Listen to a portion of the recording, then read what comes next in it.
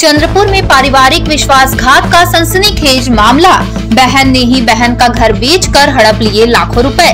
63 वर्षीय सेवानिवृत्त महिला न्याय के लिए दर-दर भटक रही। जिला मुख्यालय में एक ऐसा चौंकाने वाला मामला सामने आया है जिसने सभी को हैरान कर दिया है।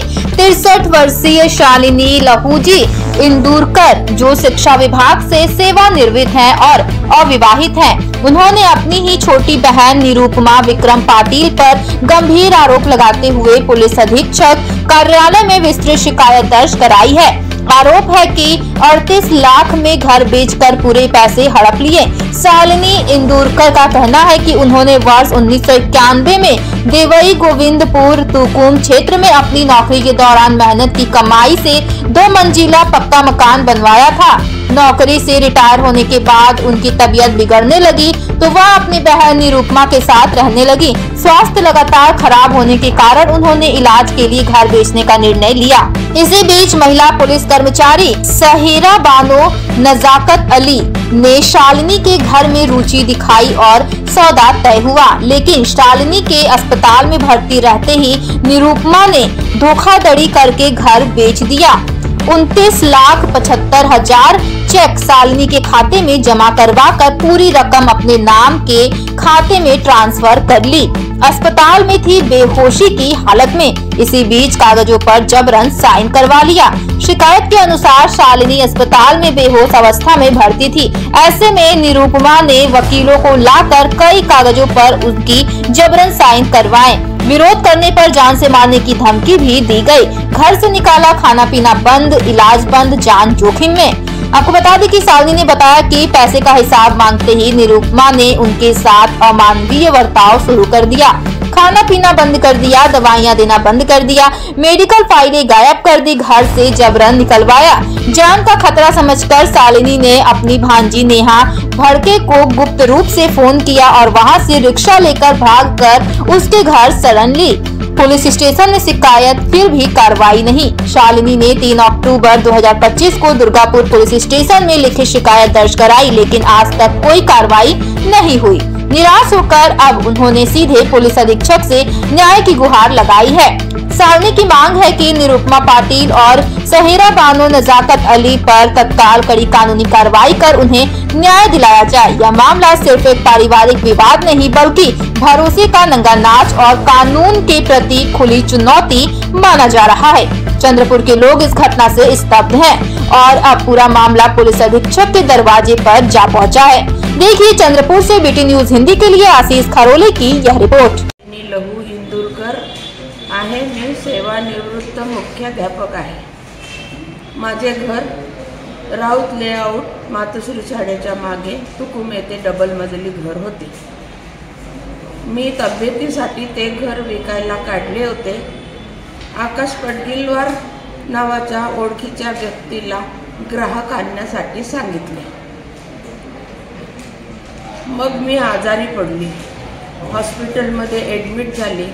माझं करण्यासाठी त्याच दवाखान्यात काम करणारी माझी लहान बहीण निरुपमा विक्रम पाटिल ही माझ्या देखभालीसाठी होती। तिनेच दवाखान्यात माझी सेवा वगैरे केली। पण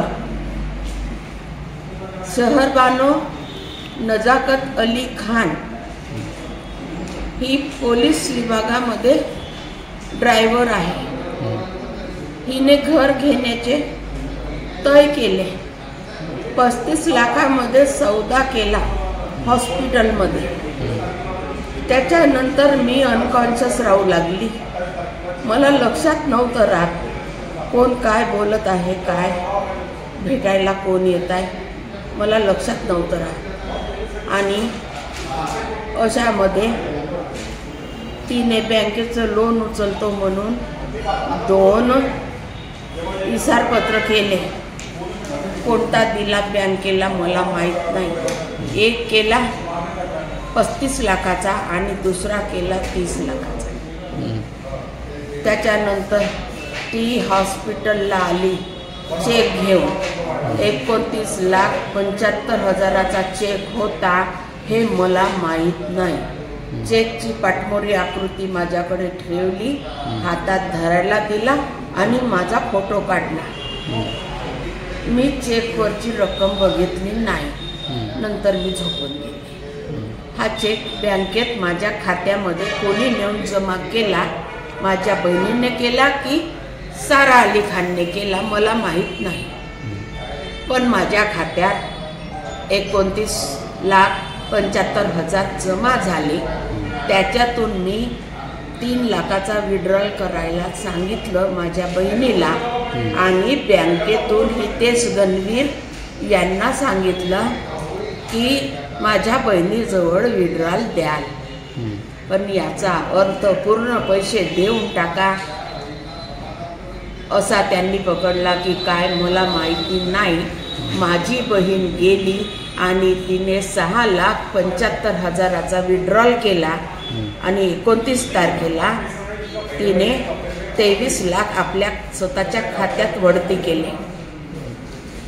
ते मला 16 ऑगस्टला माहीत झालं। तोपर्यंत मला माहीत नव्हती, कारण माझी बॅग माझ्या बहिणीच्या ताब्यात होती। मला माहीत झाल्यावर मी पैशाची मागणी केली की मला पैसे दे। तिने काही मला पैसे दिले नाही। माझं तिच्याशी भांडण झालं। ती म्हणे मला फ्लॅट घ्यायचा आहे। मी म्हटलं मला फ्लॅट नको, मला पैसे पाहिजे। आणि ती म्हणे नाही देत जा, जे बनणं पडते ते करून टाक। मी पोलीस स्टेशनला रिपोर्ट दिली।